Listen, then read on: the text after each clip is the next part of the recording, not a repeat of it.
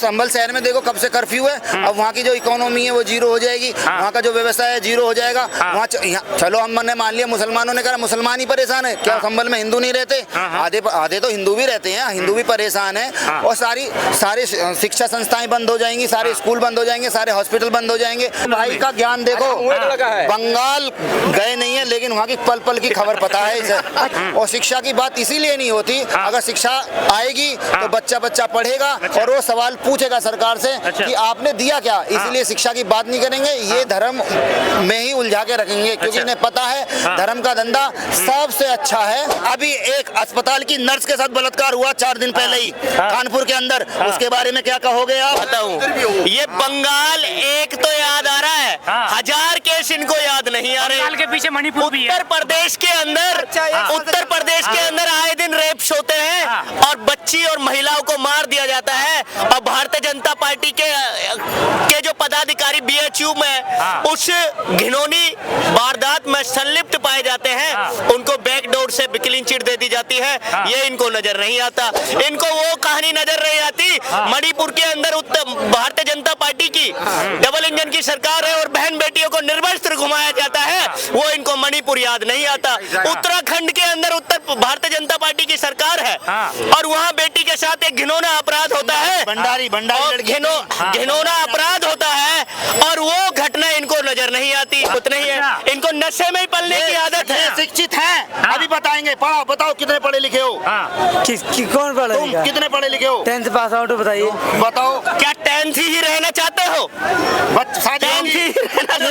क्यों, क्या हो गया? 10th पास आउट उसमें क्या दिक्कत है? देखिए, नमस्कार, मैं हूं आपके साथ रंजीतार और आप देख रहे हैं RLTV इंडिया। सच को सच और गलत को गलत कहने का दम रखते हैं, सच को सच और गलत को गलत कहने का दम रखते हैं। ऐसे ही नहीं RLTV इंडिया पर पत्रकारिता करते हैं। नमस्कार जी। नमस्कार जी, कैसे हैं आप? बहुत अच्छे। अभी जिस प्रकार से संभल का मुद्दा चला और उसके बाद फिर अजमेर का मुद्दा, और अजमेर के बाद अब जो आधे दिन का झोपड़ा जो संभल अजमेर दरगाह के पास में स्थित है, उस पर भी अब जांच के आदेश आ गए। क्या कहना चाहोगे इन तीनों मुद्दों? कौन सा झोपड़ा? अभी आधे दिन का झोपड़ा करके एक पड़ता है। आधे दिन का झोपड़ा, छोटी सी एक इमारत है वो, मैंने देखी है। इस देश में क्या हो रखा है कि जो बेसिक मुद्दे हैं उन पे बात नहीं होगी, शिक्षा पे बात नहीं होगी, क्योंकि जितना भी कार्यकाल रहा है इस सरकार का, कहीं भी शिक्षा की बात नहीं करी इन्होंने, कहीं स्वास्थ्य की बात नहीं करी। लेकिन ये नए नए मुद्दे बनाने के लिए ये कहीं किसी भी पुरानी इमारत पर, ओल्ड इमारत पर ये कोई ना कोई धर्म विवाद पैदा कर रहे हैं। इससे लेकिन होगा क्या, मुझे तो दिखाई देता नहीं कि इससे कुछ परिवर्तन होगा। इससे क्या होगा, आपसी जो सामंजस्य बना हुआ, आपसी जो सौहार्द बना हुआ वो बिगड़ेगा, क्योंकि दोनों पक्ष आपस में लड़ेंगे। और शिक्षा की बात इसीलिए नहीं होती, अगर शिक्षा आएगी तो बच्चा पढ़ेगा और वो सवाल पूछेगा सरकार से कि आपने दिया क्या, इसलिए शिक्षा की बात नहीं करेंगे, ये धर्म में ही उलझा के रखेंगे, क्योंकि इन्हें पता है धर्म का धंधा सबसे अच्छा है और सबसे किफायती है। इसमें आदमी कोई सवाल जवाब नहीं पूछता, ये चाशनी है एक धर्म जैसे, जो जितना डूबेगा, मैं ना हिंदू धर्म के लिए कह रहा हूँ, ना मुस्लिम धर्म, ना किसी भी धर्म के लिए, लेकिन जो धर्म में डूबेगा वो डूबता ही चले जाएगा। विकास की बात अब हमारे देश में बिल्कुल नहीं हो रही और ना ही हमारे नेता कर रहे हैं। लेकिन जो कार्ल मार्क्स ने एक टाइम पर कहा था कि dharma is opium to the people, नहीं, क्या ये सही था? नहीं, जो कार्ल मार्क्स की बात कर रहे हैं ना, कार्ल मार्क्स को भी लोग कार्ल मार्क्स को भी लोग कहते हैं कि कार्ल मार्क्स ने हमारी देश की सारी शिक्षा पद्धति बिगाड़ दी। अच्छा, हाँ, लोग कहते मिले हैं। लेकिन कार्ल मार्क्स ने, मैंने तो कार्ल मार्क्स को पढ़ा, वो तो कहीं भी उसने ऐसा नहीं किया, उसने तो समान शिक्षा दी थी हर वर्ग को। भारत के अंदर क्या था कि जो वर्ण व्यवस्था थी वो पूरी अच्छी तरह अभी भी पैर जमाए हुए, तब भी पैर जमाई हुई थी कि एक वर्ण विशेष सिर्फ शिक्षा प्राप्त करेगा, एक लड़ेगा, एक व्यापार करेगा और एक उनकी सेवा करेगा। एक आता था अछूत, वो बिल्कुल नगर से बाहर रहता था। तो कार्ल मार्क्स ने क्या करा था, सबको शिक्षा समान दी थी। और वहाँ और महिला का था ना, यहाँ ना बिल्कुल अपमान था, महिला को तो कहीं शिक्षा की बात ही नहीं होती थी, महिला तो यहाँ बिल्कुल पैर की जूती मानी जाती थी। आप देखेंगे महिला आपको कहीं भी नहीं मिलेगी। लेकिन कार्ल मार्क्स आया तो कार्ल मार्क्स ने क्या करा, सबको शिक्षा समान दी, महिलाओं के लिए शिक्षा समान करी। तो कार्ल मार्क्स तो अच्छा आदमी था भारत के लिए। लेकिन अगर बात करें अभी संभल के मुद्दे से, क्या इन सभी चीजों से जो है क्या देश का विकास होगा? नहीं, बिल्कुल विकास नहीं होगा। अब संभल शहर में देखो कब से कर्फ्यू है, अब वहाँ की जो इकोनॉमी है वो जीरो हो जाएगी, वहाँ का जो व्यवसाय है जीरो हो जाएगा। वहाँ चलो हमने मान लिया मुसलमानों ने कहा मुसलमान ही परेशान है, क्या संभल में हिंदू नहीं रहते? आधे तो हिंदू भी रहते हैं, हिंदू भी परेशान है। और सारी शिक्षा संस्थाएं बंद हो जाएंगी, सारे स्कूल बंद हो जाएंगे, सारे हॉस्पिटल बंद हो जाएंगे, सबका पैसा आना जाना, मजदूर को कहाँ से मिलेगा पैसा? जो रोज की झाड़ी करता है 500 रुपए की, 400 रुपए की, उसको कहाँ से मिलेगा? चाहे वो हिंदू हो या मुसलमान हो, तो परेशान तो दोनों है ना। उसके बारे में कोई नहीं सोच, उसके बारे में कोई नहीं सोच रहा। और देखो वो जो गरीब आदमी है ना, वो भी नहीं सोच रहा, उसको वो भी धर्म वाली चाशनी चाहिए। ठीक है, उसको ये नहीं चाहिए कि मेरा बच्चा, क्योंकि तरक्की के लिए सिर्फ एक ही सीढ़ी है, शिक्षा की। जो पढ़ेगा उसकी तरक्की होगी। कोई जादू टोना कर लो, उससे कुछ नहीं होने वाला। तो गरीब आदमी को ये सोचना चाहिए कि सरकार से ये पूछना चाहिए कि तूने मेरे बच्चों के लिए स्कूल बनाए नहीं बनाए, और मेरे स्वास्थ्य के लिए तूने अस्पताल बनाए या नहीं बनाए। लेकिन ये कोई पूछ ही नहीं रहा। और सबको ये चाहिए कि कुतुब मीनार के नीचे शिवलिंग निकल आया, और उसके नीचे ताजमहल के नीचे कुछ दबा हुआ है, और पता ना कहाँ कहाँ दबा हुआ है। अरे सबको तोड़ दो, सब पे बुलडोजर चला दो, लेकिन तुमने क्या बनाया? तुम्हारे हाथ में भी तो सरकार है, तुम भी तो बना के दिखाओ। या तोड़ने का जुम्मा ले रखा है, तोड़ के मिलेगा क्या? ये इतनी सुंदर सुंदर इमारतें बनी हुई हैं, प्यारी इमारतें बनी हुई हैं, बने रहने दो। और तुम भैया क्या ढूंढ रहे हो? तुम्हें ढूंढना है तो तुम्हें सर्वे करना है तो सर्वे करो। चांदनी चौक है, चांदनी चौक पे कितने भिखारी बच्चे घूम रहे हैं, मासूम बच्चे घूम रहे हैं, इनके लिए शिक्षा की व्यवस्था कराओ। हर चौराहे पर भिखारी मिलेंगे आपको, उन बच्चों की वो कराओ, और जितने बलात्कार होते हैं उनको न्याय दिलाओ, उनका सर्वे कराओ। और यहाँ देखो रिक्शा चालक होते हैं, एक आदमी 4 आदमी को एक आदमी ले जाता है, ये कानून की दृष्टि में अन्याय है, ये अपराध है कि 4 आदमी बैठे और एक आदमी खींच के ले जा रहा है। और ये सुप्रीम कोर्ट का भी ऑर्डर है, लेकिन ये कानून का उल्लंघन होता है कि एक आदमी 4 आदमियों को उठा के ले जाता है। इसका सर्वे कराओ। लेकिन वाहियात बातों का सर्वे कराएंगे कि यहाँ नीचे है मूर्ति मिल रही है, ये मिल रहा है। अगर मूर्ति मिल रही है तो तुम थोड़ी खुदाई क्यों कर रहे हो? ज्यादा खुदाई करो, नीचे बुद्ध मिल जाएंगे, फिर क्या करोगे? बुद्ध मिलेंगे, फिर क्या करोगे? नीचे ठीक है ना, बुद्ध मिलेंगे, अशोक के टाइम के पिलर मिलेंगे, अशोक के टाइम की मूर्तियां मिलेंगी, तो उन्हें दे दो ना आप। एक अभी वीडियो चल रही है, बौद्ध गया के मंदिर में तुमने जबरदस्ती बुद्ध को कपड़े पहना दिए और 5 पांडव बना दिया। अबे कहाँ की तुम वाहियात गिरी कर रहे हो? तुम शिक्षा पे बात करो ना। किसी भी देश की जो तरक्की होगी वो शिक्षा की होगी। जापान, जर्मनी, अमेरिका, इंग्लैंड, ये सब शिक्षा से हुए। मंदिर, मस्जिद या गुरुद्वारे या चर्च से नहीं बने। और ये बस ये डेवलपमेंट, यहाँ वाहियात डेवलपमेंट जो हो रहा है एक पार्टी के द्वारा, भारत में ही हो रहा है। अच्छा, लेकिन क्या इससे आने वाले समय में यूथ पर क्या इफेक्ट पड़ेगा? यूथ तो जाहिल बनेगा आने वाले समय में। अच्छा। बेरोजगार बनेगा। उसका वो तो बिल्कुल, अब ये लगा लो, स्कूल बंद करे जा रहे हैं, सरकारी संस्थाएं बंद करे जा रही हैं। तो यूथ की तो गई मटिया मलेट है यूथ तो, क्योंकि यूथ को तो सिर्फ इन्होंने लगा दिया, हाँ भाई तुम धर्म वाले कामों में लगे रहो। और मैं ये कह रहा हूँ सारे धर्म वाले, ज्यादातर धर्म वाले अपने देखो, जो धर्मगुरु होते हैं ना, वो कोई भी नहीं चाहता कि उनकी जनता शिक्षित बने, क्योंकि उनका जो झूठपन है वो कैसे चलेगा उनके ऊपर? क्यों शिक्षा आएगी तो धर्मगुरु के जो अपनी दुकान है ना वो चौपट हो जाएगी। तो इसलिए वो नहीं चाहते, कि बच्चे शिक्षित हों। बच्चे शिक्षित होंगे या उनका विकास होगा बुद्धि का, तो वो उनसे सवाल पूछेंगे कि हाँ भाई मोदी जी तुमने रोजगार कहाँ दिए? तुम तो 2 करोड़ नौकरी की बात करते थे, कहाँ गए? और तुम्हारी कहाँ वो 100 स्मार्ट सिटी गई? तुमने बनाई तो एक नहीं, तुम बकवाद करते थे 100 स्मार्ट सिटी की, कहाँ गए? कहाँ तुम्हारी बुलेट ट्रेन भाग रही है? अभी तो सर्वे ही ना हुआ। कहाँ तुम्हारे वो बिल्कुल वर्ल्ड लेवल के हॉस्पिटल गए? नहीं मिलेंगे ना। वो पूछा सवाल जब जाएगा जब बच्चा पढ़ेगा। और जब तुम अनाप शनाप कांडों में लगा दोगे, संभल में लगा दोगे, झांसी में लगा दोगे, कानपुर में लगा दोगे, बदायूं में लगा दोगे, अजमेर में लगा दोगे, तो वो सवाल कहाँ से पूछेगा? तुम्हें तो बकवास करवानी है ना उन बच्चों से। तुम्हें तो एक बानर सेना बनानी है बेअकल वाली, जिधर मोड़ दिया उधर भाग लो धर्म के नाम पर। तो ये चीज चल रही है ना देश में, ये नहीं होना चाहिए। हमारे बेसिक मुद्दों पे बात होनी चाहिए। बेसिक मुद्दे जो होंगे वो शिक्षा, स्वास्थ्य और विकास और रोजगार है। लेकिन अभी जो अखिलेश यादव ने आवाज उठाई संसद के अंदर, आज आपने देखा होगा शायद, और जो समर्थन दे रहे हैं वो जिस प्रकार से वहाँ पर जो है गोली चलाई गई है या फिर जो भी हुआ है वो गोली का उन्होंने विरोध किया है, नहीं होना चाहिए था, क्या कहोगे इसके बारे में आप? देखो, एक पुलिस वाला सीओ हाँ चौधरी करके, अच्छा, उसका इतना गलत बयान, वो एक खिलाड़ी है, हाँ। उसे खिलाड़ी के आरक्षण में उसे नौकरी मिली हुई है, अच्छा। ठीक है, हाँ। वो ये कह रहा था कि हम पुलिस में मरने के लिए आए हैं, हाँ। हम जाहिल, हम पढ़े लिखे, वो जाहिल, हम तो करेंगे उनका इंतजाम। हाँ। ये वो कोई संवैधानिक पद पर बैठने वाला आदमी ऐसे बोलेगा? हाँ। अरे तुमको लॉ एंड ऑर्डर बनाने के लिए एक पद दिया गया है, हाँ। तो तुम लॉ एंड ऑर्डर बनाओगे ना, या तुम गोली मारोगे?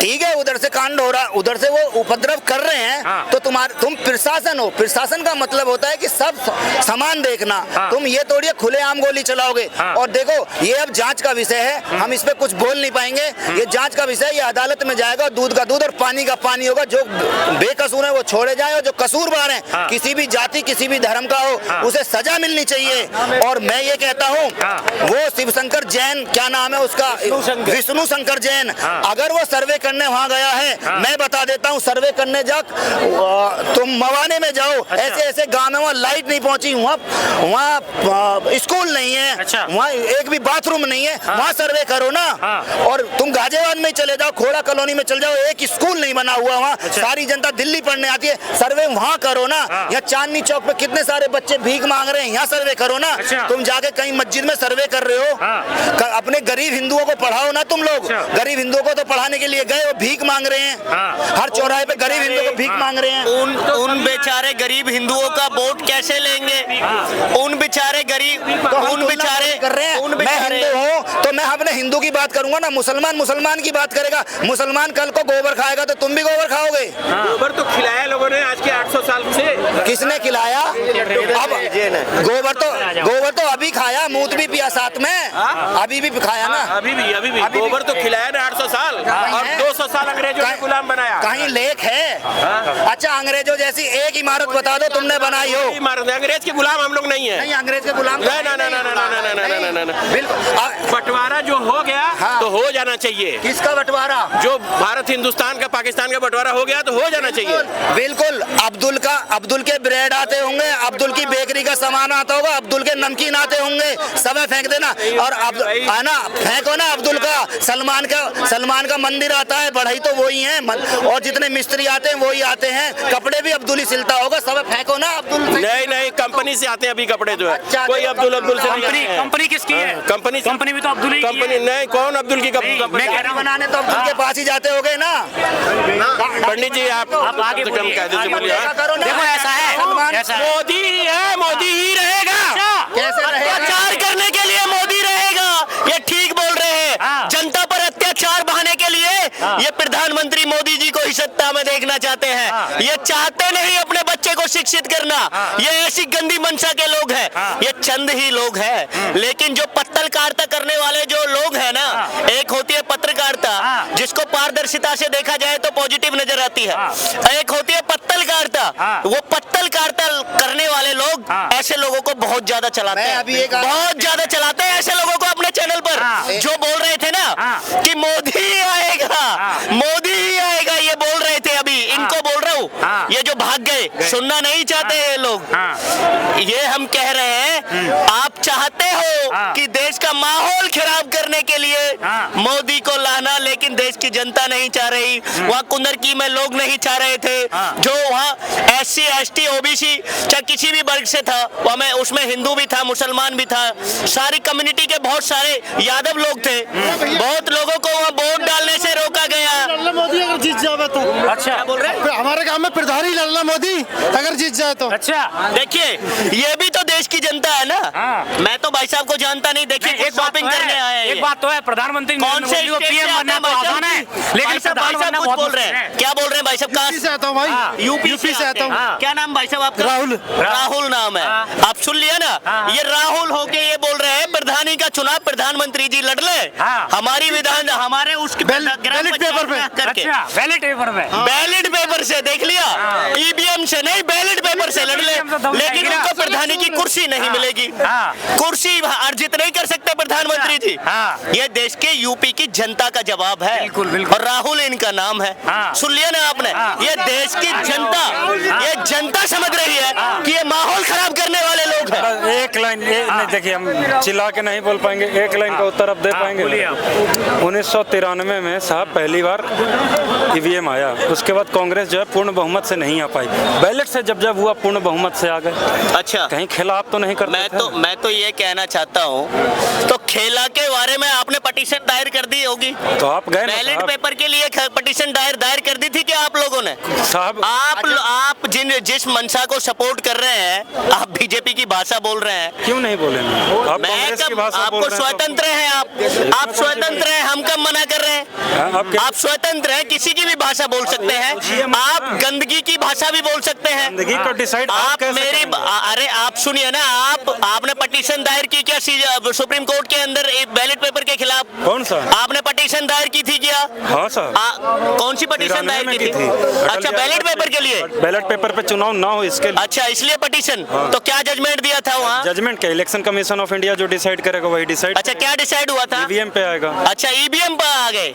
अच्छा, नहीं फिर सुब्रमण्यम स्वामी जो बीजेपी के बहुत कड्डापर नेता थे, उन्होंने क्यों फाइल करी थी पिटीशन ईवीएम के खिलाफ? भाई साहब से पूछो। गलत नरसिम्हा राव ने की। अरे भाई साहब, सुब्रमण्यम स्वामी केस लड़ रहे हैं, अभी तक भी लड़ रहे हैं। फाइल करने की बात की ना। भाई साहब लड़ रहे हैं, वो मना कर रहे हैं कि इसे मत करो, ये लोकतंत्र को नष्ट करेगी। और जर्मनी ने बनाई है ये मशीन, उन्होंने टोटल बंद कर दिया अपने यहाँ। आप इसकी करते हो पैरवी। यहाँ पर एटीएम हैक हो जाते हैं, अकाउंट से पैसा निकल जाता है। ऐसा कोई इलेक्ट्रॉनिक्स गजट नहीं है जिसको हैक नहीं किया जा सकता। सिर्फ एक ये जादू ईवीएम मशीन है जो हैक नहीं की जा सकती। सिर्फ ये एक हमारा चुनाव आयोग कहता है और एक ये बीजेपी की सरकार कहती है कि ये हैक नहीं हो सकती। लेकिन बड़े बड़े इंजीनियर कहते हैं, और एलन मास्क वो भी कहता है कि हैक हो जाएगा। लेकिन यहाँ बेशरम और अंधी सरकार ये कहती है कि ये हैक नहीं होगा। लेकिन आपसे मेरा एक क्वेश्चन है, महाराष्ट्र में भी जो चुनाव हुआ उसमें एक परिवार से एक व्यक्ति ने चुनाव लड़ा, और उस चुनाव में क्या उसके परिवार वालों ने भी वोट नहीं डाला? उसने खुद का वोट नहीं डाला। ये जीरो वोट कैसे आ रहा है? ये है ना षड्यंत्र। पूछ रहा हूँ, मैं अगर चुनाव लड़ूंगा तो मैं ये तो सोचूंगा कि मैं अपने लिए भी चुनाव वोट डाल लूँ। ये एक षड्यंत्र है। अपना तो डाल ही लूंगा कम से कम। नहीं, अब मैंने वोट दिया, मैंने ईवीएम को वोट दिया, मैंने ईवीएम को वोट दिया, मुझे पता नहीं है मेरा वोट किसको गया। पहले मुझे जो पर्ची डल रही है वो मुझे कंफर्म होगी मैं वोट किसको दे रहा हूँ। अब उसमें पर्ची से ऐसे निकल के आती है, जीप सी, और अंदर को चली जाती है। ऐसे तो किसी की भी नहीं निकल आए। वो क्या कर रही है अंदर हमें तो पता नहीं चल रहा। फिर वो सील पैक डिब्बे में पर्ची गिरे, प्रिंट होके, तब पता चलेगा हाँ मेरी वोट गई है। तो ये तो जालसाजी है सारी, तो जालसाजी है ना। इसमें परिवर्तन होना चाहिए। लोकतंत्र को बचाने के लिए ईवीएम बंद होनी चाहिए। क्या सभी पॉलिटिकल पार्टियों को, जितनी भी विपक्ष की पार्टियां हैं, सबको इकट्ठा होकर के इसका विरोध करना चाहिए? 100% करना चाहिए। लेकिन होता क्या है कि जो केंद्र में सरकार होती है उसके हाथ में सारी शक्तियां होती हैं। सारी शक्तियां होती हैं, छोटी छोटी पार्टी होती हैं, उनको नष्ट कर देंगे थोड़ी सी देर में, डरा के रखा जाता है। ये चीजें भी हैं, और सारी पार्टियों को एक मंच पे आना चाहिए और इसका खिलाफ विरोध करना चाहिए। और जनता को भी आना चाहिए, ऐसा आना चाहिए जैसे निर्भया कांड में सारी जनता दिल्ली में आ गई थी देश दुनिया से, ऐसे ही ईवीएम के खिलाफ आना चाहिए। लेकिन जनता तो आएगी नहीं। जनता तो खुश है मस्जिदों के नीचे वो पत्थर ढूंढने में, बुलडोजर चलाने में। भाई साहब, ये आप जो बोल रहे हैं सारी बात को हम समर्थन कर रहे हैं, लेकिन जनता इस बात को खुश नहीं है। वो चंद लोग खुश हैं जो उनको पत्रकार अपने चैनल पर चलाते हैं, और उनकी स्टेटमेंट, वो भोला जो वोटर है, भोला भाला, वो वोटर उस स्टेटमेंट को सुनकर मतलब उस राह पर चलने के लिए तैयार हो जाता है। वो उन पत्रकार लोगों की कमी है। अच्छा। जो गंदी मंशा की स्टेटमेंट को, गंदी मंशा, गंदी विचारधारा के लोगों की स्टेटमेंट को अपने चैनल पर बहुत ज्यादा दिखाते हैं। अगर सत्य बोलने वाला व्यक्ति उनके चैनल पर इंटरव्यू दे रहा है, आज तक चैनल पर आपने देखा कैसी स्टेटमेंट बोलती है अंजना ओम कश्यप पद पर आसीन है, वहाँ उनको बढ़िया पोस्ट मिली हुई है। और जब भी चाहे गृह मंत्री का स्टेटमेंट हो, चाहे किसी का भी इंटरव्यू कवर करना हो, बड़े बड़े लीडरशिप का, किसी भी पार्टी का, तो अंजना अनुराग कश्यप जी को हायर किया जाता है उसके इंटरव्यू के रिगार्डिंग किया जाता है ना, चाहे देश की बात हो चाहे विदेश की बात हो, कहीं भी किसी भी चैनल किसी भी जगह। लेकिन आज वो भाषा पता है कैसी बोलती है, बीजेपी की अपने आलोचना कर दी ना तो आपसे ही क्वेश्चन करने लगेंगी वो, आपको क्वेश्चन वो याद दिला देंगी वो, मतलब जनता को भ्रमित करने के लिए। अच्छा। क्योंकि आज तक चैनल हर घर के अंदर चलता है, चलता है ना, जी न्यूज चैनल हर घर के अंदर चलता है, रिपब्लिक भारत हर घर के अंदर चलता है। ये ऐसे एंकर लोग हैं जो पेड़ कहलाते हैं। आज इन्होंने अपने चौथे स्तंभ की जो कीमत थी, जो संविधान ने इनको एक चौथे स्तंभ के रूप में मेजर किया, अपने आंकड़ा अपने पृष्ठ के अंदर निहित किया चौथे स्तंभ में, आज इन्होंने अपनी मर्यादा ही खो दी। लेकिन चौथे स्तंभ को तो यूट्यूब ही चला रहा है। नहीं देखिए, इन कुछ चंद लोगों की बात कर रहा हूं मैं, कुछ चंद लोगों की बात कर रहा हूं। वो चंद लोग मैंने आपको काउंट कराए हैं। सुधीर चौधरी पहले जी न्यूज में पत्रकारिता करते थे, आज वो आज तक में पत्रकारिता करते हैं। उनका शाम को जो है स्टेटमेंट आता है नाइट में 9 PM के जो है आता है ना, उनका स्टेटमेंट आप सुनना, वो उल्टी सीधी स्टेटमेंट ऐसे बयान, मतलब इस तरीके से बोलते हैं कि जनता इनको हायर ही इसलिए किया जाता है। सुधीर चौधरी वो जेल वाला, हाँ जेल वाला जो 100 करोड़ की रिश्वत मांगी थी। अच्छा जेल वो वाला। सुधीर चौधरी तिहाड़ी सुधीर चौधरी की बात कर रहे हैं। अंजना ओम तिवारी जो है ना, अंजना ओम कश्यप नहीं तिवारी है वो, उसका पति कश्यप है। अंजना ओम तिवारी जो है ना, उसकी तुमने आप पत्रकारिता देखी है, मतलब एक डिक्टेटरशिप करती है, मतलब लड़ने को तैयार है। अच्छा। मतलब आप कह ही नहीं सकते कि स्तंभ है चौथा लोकतंत्र का। और दूसरी बात, अभी उनका गणना हुई थी पूरे देश में, हमारे देश की जो पत्रकारिता आई है 111वें नंबर पर आई है। अब लगा लो कहाँ पे है वो, मतलब जीरो है मामला। अब मैं आपको बताता हूँ, एक अभी 4 दिन पहले एक बच्चा वायरल हो रहा है यहाँ पर कि हम ये कर देंगे, हम मंदिर, तो छोटा सा बच्चा वायरल हो रहा है। वो एक लड़का यूट्यूबर है, अब वो 12 साल का बच्चा, वो कहता है कि मैं 12 साल का हूँ। 12 साल के बच्चे को धर्म के बारे में कुछ नहीं पता, जो जैसा कहेगा वो उस तरह से चले जाएगा। कोरा कागज है, दिमाग पर जैसा लिखेंगे वो वैसा लिख जाएगा। उसके धर्म का व्यक्ति जो जैसा कहेगा वो मान लेगा। उसको कहा कि हमारी मस्जिद तोड़ी गई, वो मान लेगा हाँ मेरी तोड़ी गई। वो कहेगा कि मंदिर तोड़ा गया, मतलब वो कुछ भी कह देगा। अब उसने क्या करा, उस बंदे ने उसको टारगेट किया और उसका 15 मिनट का इंटरव्यू लिया, और उस बंदे ने उस बच्चे के इंटरव्यू से लाखों लोगों के मन में तो घृणा भर दी, और कम से कम 2 से 4-5 लाख उसने कमा लिए, क्योंकि उसकी वीडियो बहुत तगड़ी वायरल हुई है। उसने अपना पैसा कमाने के लिए उस बच्चे को टारगेट किया और आम आदमी की भावनाओं के साथ खेला। मेरे पास वीडियो है उस बंदे की, और वो वीडियो करोड़ों लोगों ने देखी अब तक, और 4-5 दिन पहले की बात है। तो ऐसे पत्रकार हैं, उन्हें पत्रकार से कुछ नहीं लेना, अपनी जेबें भरनी है, माहौल खराब करना है, क्योंकि उसे 5 लाख मिल गए उस बच्चे का, ना तो उस बच्चे का ख्याल आया, ना उसे ये पता कि दूसरे लोगों के मन में कैसी भावनाएं जाएंगी। तो पत्रकार को ये भी देखना चाहिए कि हम देश हित में क्या कर रहे हैं, देश के लोगों के लिए हम कैसी पत्रकारिता कर रहे हैं, हम बच्चों के लिए कैसी भावनाएं पैदा कर रहे हैं। वो तो अनपढ़ बच्चा था, 12 साल का था, उसकी माँ नहीं थी, वो मुस्लिम था, ज्यादा पॉपुलेशन होने की वजह से नहीं पढ़ पाया, ज्यादा परिवार सदस्य होने से नहीं पढ़ पाया, लेकिन वो उसके खानदान तक नोच रहा था, उसको पूछ रहा था। अच्छा, उसका नाम अशरफ अली है, अच्छा दूसरा भी अली है, क्या करते हैं, पिंचल लगाते हैं, मतलब क्या पूछ रहा है तू जाना दलितों की बस्ती में, जो हिंदुओं की बस्ती होती है, उनसे पूछ उनको खाना मिल रहा नहीं मिल रहा, कितने गंदे रह रहे हैं, ऐसे तुम हिंदू बन रहे हो। जाना, मैं बताता हूँ दलितों की बस्ती जहाँ रोटी के लिए मोहताज है, तो मुसलमानों से क्यों पूछता, तो हिंदुओं का इतना बड़े ठेकेदार है जिसे दलितों को तुम हिंदू कहते हो। मैं बस्ती बताता हूँ ना, उनके बच्चों को पढ़ाओ जाके, कितने वो भी बेचारे अनपढ़ और बिल्कुल जाहिल हैं, जो तुम मुसलमानों के लिए बोलते हो। जब लड़वाना हो तो दलितों को कहते हो आओ भाइयों लड़ो हमारे साथ, लड़ो हमारे साथ। और जब शिक्षा की बात होती है तो चलो पीछे पे पदों पे आते हो तो चलो तुम तो आरक्षण वाले हो। मंदिर में घुसने के लिए इन्होंने रोका था? नहीं, बिल्कुल पहले तो रोकने वाले यही थे। अभी भी कितने सारे मंदिर हैं, अभी भी अखिलेश यादव को जाने के बाद फिर वो मंदिर को बुला दिया। आपने सही कहा, अखिलेश यादव को अखिलेश की औकात दिलाने के लिए, वो भी बहुत बड़ा अपने आप को वो बनता था और धर्म का ठेकेदार, उसको उसकी औकात याद दिलाने के लिए उसकी कुर्सी धोई और गौमूत्र के छींटे मारे उसे। जब उसकी आंखें खुली है, हाँ तू कौन है, है तब पता चला। और ऐसे कांड तो ये करते रहते हैं, जितने भी बलात्कार होते हैं ना वो जाति को ही देख के होते हैं। अच्छा। कि ये इस जाति की है, ये कुछ कर नहीं पाएगा, इसका समाज कमजोर है, ये पुलिस में नहीं जा पाएगा, इसी को लेके बलात्कार होते हैं। कुलदीप सेंगर जो बलात्कार कर रहा था वो यही था। क्या बोल रहे हो? क्या आपका क्वेश्चन क्या है बताइए? यही जो चल रहा है ना, उंगली उठाई ना आपने। ये बताइए क्या जो महिला ठीक है ना डॉक्टर थी, उसके साथ जो बंगाल में रेप हुआ उसकी जाति क्या है, इनसे पूछिए जरा। ये बताइए उसकी जाति ये बताइए, उसकी जाति तो ये बताने में ये भाई बिल्कुल सही कह रहा। बिल्कुल उसकी जाति बताइए। मैनपुरी में बलात्कार हुआ है, बिल्कुल अभी जब उपचुनाव हुआ था, उपचुनाव बीजेपी के नेताओं ने करा है, उसके बारे में क्या कहोगे? अच्छा 12 साल की महिला के साथ जो रेप हुआ, जो मोइन खान जो 12 साल की महिला होती है कोई? अरे 12 साल की 12 साल की महिला, 12 साल की बच्ची महिला, उसके साथ जो रेप हुआ, उसके साथ जो उसके नशा कर रखा है, इसमें बारे में क्या बोलेंगे? देखिए ये बिल्कुल सही कह रहा भाई। यूपी के अंदर एक महिला कांस्टेबल अपनी वो क्या बोलते हैं, अरे भी जो औरतों का त्योहार जो होता है करवा चौथ बनाने जा रही थी, उसका बलात्कार कर दिया पुलिस वाली के साथ यूपी के अंदर। और अभी एक अस्पताल की नर्स के साथ बलात्कार हुआ 4 दिन पहले ही कानपुर के अंदर, उसके बारे में क्या कहोगे आप?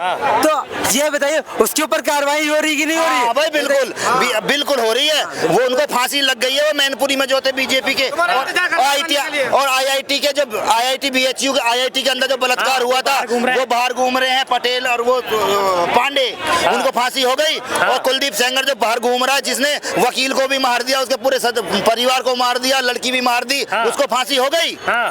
अच्छा उनको फांसी हो गई। बंगाल में जो महिला के साथ बंगाल की क्यों बंगाल की बात ना करें, क्यों बंगाल की बात ना करें, क्यों बंगाल? मैं तो एक बात कहना चाहता हूँ, ये बंगाल एक तो याद आ रहा है, 1000 केस इनको याद नहीं आ रहे। बंगाल के पीछे मणिपुर भी है। उत्तर प्रदेश के अंदर आए दिन रेप्स होते हैं और बच्ची और महिलाओं को मार दिया जाता है। और भारतीय जनता पार्टी के जो पदाधिकारी BHU में उस घिनौनी वारदात में संलिप्त पाए जाते हैं, उनको बैकडोर से क्लीन चिट दे दी जाती है, ये इनको नजर नहीं आता। उत्तर प्रदेश के अंदर हाथरस के अंदर बेटी के साथ घिनौनी हरकत की जाती है और उसके साक्ष्य मिटाने के लिए प्रशासन, वहाँ के शासन के इशारे पर जो अभी हालिया सरकार चल रही है उत्तर प्रदेश के अंदर योगी आदित्यनाथ जी की, उसके इशारे पर जो प्रशासन काम कर रहा है, उसके साक्ष्य मिटाने के लिए जबरन उसका रात में देह संस्कार कर देता है, वो साक्ष्य इनको नजर नहीं आता। इनको वो कहानी नजर नहीं आती। मणिपुर के अंदर भारतीय जनता पार्टी की डबल इंजन की सरकार है और बहन बेटियों को निर्वस्त्र घुमाया जाता है, वो इनको मणिपुर याद नहीं आता। उत्तराखंड के अंदर भारतीय जनता पार्टी की सरकार है और वहाँ बेटी के साथ एक घिनौना अपराध होता है, भंडारी घिनौना अपराध होता है और वो घटना इनको नजर नहीं आती। प्रधानमंत्री जी उस 3000 अश्लीलता के जिसके वीडियोज वायरल होते हैं देश की बहन बेटियों के साथ, प्रज्वल रवेन्ना के, और उनकी अश्लीलता के वीडियो वायरल होते हैं प्रज्वल रवेन्ना के 3000 के अबव, क्या वो महिला देश की नजर नहीं आती इनको? क्या वो भारत की सिटीजनशिप उनके पास नहीं है? आप इनसे पूछिए। और उसके लिए प्रधानमंत्री जी वोट मांगते हैं, उसके लिए वोट मांगते हैं कि आपका जो देश का क्षेत्र का जो विकास करेगा प्रज्वल रवेन्ना करेगा, इसको वोट देना। आप ये बताइए इनको, आप ऐसी मंशा के लोगों को सपोर्ट करने वाले लोग हैं। अब भी पता है, देखो ये शिक्षित नहीं होना चाहते, इनको शिक्षा की जरूरत नहीं है, इनको नशे में ही पलने की आदत है। शिक्षित हैं, अभी बताएंगे। पढ़ाओ, बताओ कितने पढ़े लिखे हो? कौन पढ़ा तुम कितने पढ़े लिखे हो? 10th पास आउट बताइए। बताओ क्या 10th ही रहना चाहते हो? क्यों क्या हो गया, क्या हो गया? 10th पास आउट उसमें क्या दिक्कत है? देखिए जीप भी लड़खड़ा रही है, इसमें भी आ रही है। 10th के बाद नौकरी मिलेगी, मोदी जी ने नया नोटिफिकेशन निकाल दिया है, 10th के बाद मिलेगी नौकरी, अब है ना? अगर नहीं मिलेगी तो उसमें क्या दिक्कत है बताइए तो आप। बताओ क्या दिक्कत है? कोई दिक्कत नहीं। कहाँ के रहने वाले हो? यूपी के रहने वाला। कौन सा जिला? अयोध्या। अयोध्या के? कौन हो? नाकान मानगढ़ी फैजाबाद। अंकित चौधरी नाम है, बताइए। हिंदू? हाँ बिल्कुल हिंदू है। हिंदू में कौन सी जाति? बताया तो वर्मा। वर्मा। चौधरी तो वर्मा नहीं होते, चौधरी तो जाट होते हैं। आधार जाट होते हैं, लेकिन हमारे तो चौधरी जो होते हैं बर्मा लिखते हैं। चलो, अच्छी बात है। चलो कोई नहीं। ये बात अच्छा, बंगाल गए तुम 2-4 बार? नहीं गया। बर्मा ओबीसी में मतलब आती है देखो भाई का ज्ञान देखो, बंगाल गए नहीं है लेकिन वहाँ की पल पल की खबर पता है इसे। अच्छा, मणिपुर आप भी नहीं गए होंगे, लेकिन आपको पल पल की खबर पता है मणिपुर की? ये बात है। मतलब इनका पता क्या, इनके नेता भी ऐसे, जवाहरलाल नेहरू ने ये किया हम भी यही करेंगे भाई, ऐसी चेला है भाई, तुम नहीं गए हम भी यही करेंगे। अच्छा, जो खामियां कांग्रेस में रही हैं वो खामियां तुम भी करोगे भाई। अच्छा, विकास के लिए लाए अच्छा, रुक जाइए। हाँ, मैं बता रहा हूँ, इनको सरकार ऐसी चाहिए जो बांग्लादेश में, जो बंगाल में होता है, वो अपने सीएम आवास के सामने कंडल लेके बैठ जाती। इनको सरकार ऐसी चाहिए यूपी में, जो रेप हो जाता है वो कहते हैं कि बच्चे हैं तो गलतियां हो जाती। इनको ऐसी सरकार चाहिए, इनको बुलडोजर वाली सरकार नहीं चाहिए जो बच्चियों के साथ रेप होता है तो तुरंत बुलडोजर कानून पारित करा दो ना फिर, असेंबली में कानून पारित करा दो, फांसी का। नहीं, मैं कह रहा इनको ऐसी सरकार नहीं, मैं कह रहा इनको ऐसी सरकार नहीं चाहिए। कर रखा है। बताइए, आप ये बताओ, आपकी सरकार है यूपी में, तो असेंबली में आपके सांसद विधायक भी हैं, तो कानून पास करवा दो ना। ममता बनर्जी करा रही है 24 दिन के अंदर कर ये इतना बरगलाते हैं भाई साहब, और इनके नेता ये बोलेंगे जनसंख्या ज्यादा हो रही है, जनसंख्या को रोकना है, मुसलमानों ने बढ़ा रखी है। बिल्कुल बढ़ा रखी है, मैं भी कह रहा हूँ बढ़ा रखी है। तो बहुमत तुम्हारा है, कल को कानून लाओ, कल को कानून लाएंगे नहीं ये।